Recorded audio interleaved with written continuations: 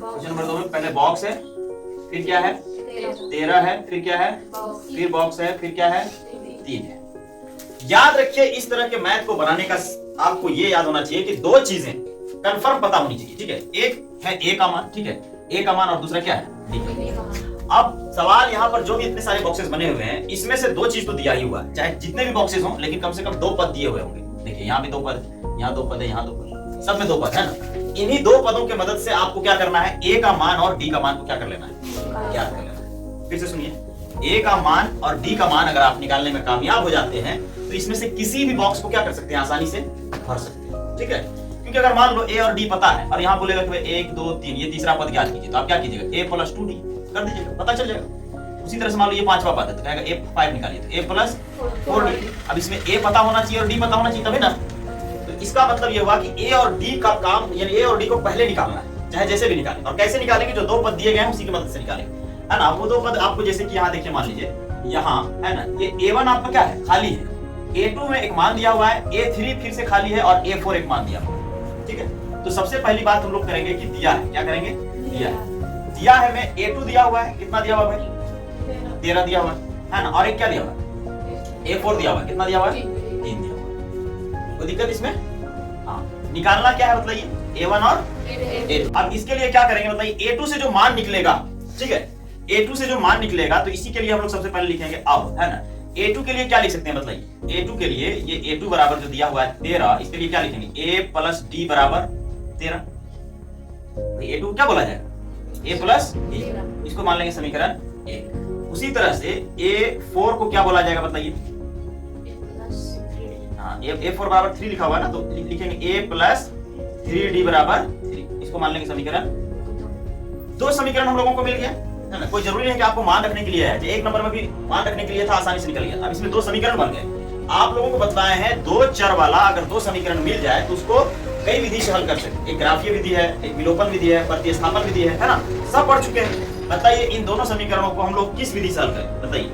समीकरण 1 और 2 से, समीकरण 1 और 2 से किस विधि से हल करें बताइए, विलोपन से हल करते हैं। विलोपन से हल करने के लिए दोनों को क्या लिखना होगा, a + d बराबर 13, है ना। ये समीकरण 1 है आपका, और a + 3d ये जो है, ये समीकरण क्या है बताइए, ये समीकरण 2 है ना। अगर इन दोनों में से कोई एक चर बराबर होता है तो उसे काट दिया जाता है। तो काटने के लिए यहाँ पर एक चीज प्लस में होना चाहिए और एक चीज माइनस। तो आप बताइए कटेगा कौन सबसे पहले, तो ए कटेगा क्या, ए माइनस प्लस में है तो निशान चेंज करना पड़ेगा, ये माइनस में, ये भी माइनस में और ये भी, यहाँ क्या लिखेंगे, घटाने पर, वेरी गुड, ठीक है। ये कट जाएगा, तो इसमें से 3d जो माइनस में और d प्लस में है तो घटेगा, तो कितना बचेगा, माइनस में 2d, 3 बड़ा है ना, बराबर 13 में 3 घटाएंगे कितना बचेगा,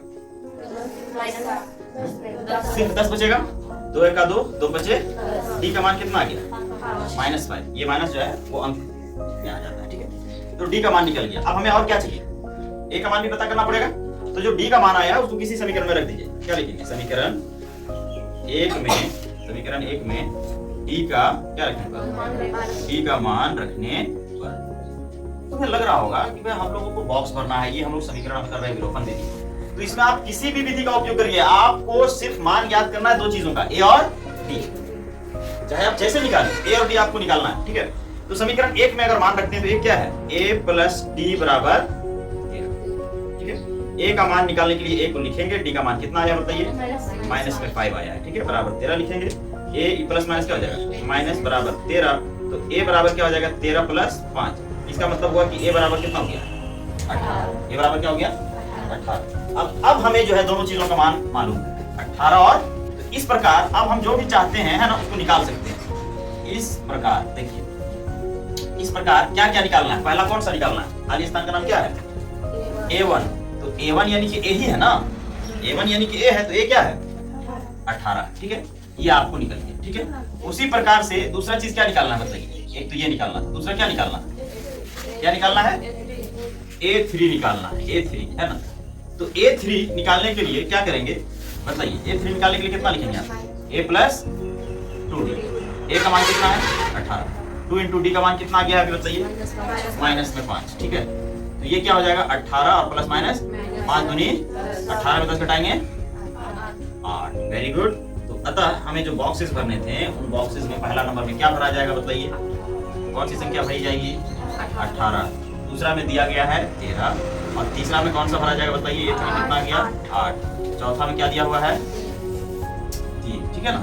ये आपको क्या है, कुल मिला करके इस मैथ का लब्बो लुबाब और निचोड़ यही है कि आपको जैसे भी करके एक तो ए का मान निकाल लेना है और दूसरा क्या चीज का, अगर ए और डी निकालने में आप समर्थ हो जाते हैं तो फिर किसी भी बॉक्स को क्या कर सकते हैं, भर सकते